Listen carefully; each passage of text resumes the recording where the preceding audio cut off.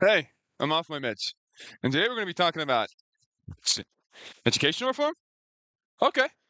Well, it all started off as early as the colonial era in America. See, Puritans, despite the name, had a funny way of looking at the world. Specifically, anything that didn't fall in line initially ought to be either killed or beaten. And this, well, let's just say, innovative way of thinking was the precursor that led to the idea of corporal punishment in school to become popular. Now, let's read an excerpt, shall we? Let's see here.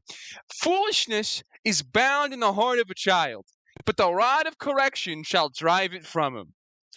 That's from the book of Proverbs in the Old Testament.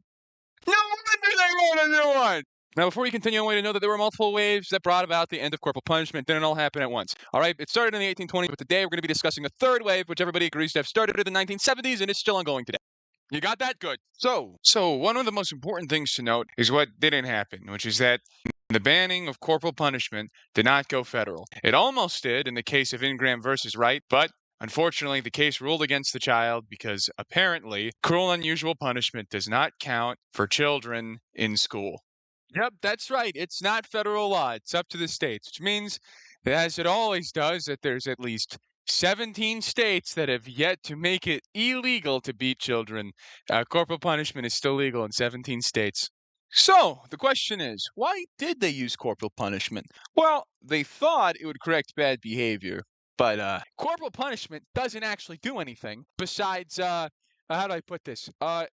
Abuse children and make their lives worse. The schools that use this, it has been shown repeatedly through multiple stats that it doesn't actually make children behave better. It doesn't produce better outcomes in education. And most importantly, it happens in all of the states you wouldn't be surprised it happens in. And if we look at those states and we look at their graduation rate, oh, would you look at that? It's the lowest in the country. Hi, Alabama. Hi, Arkansas.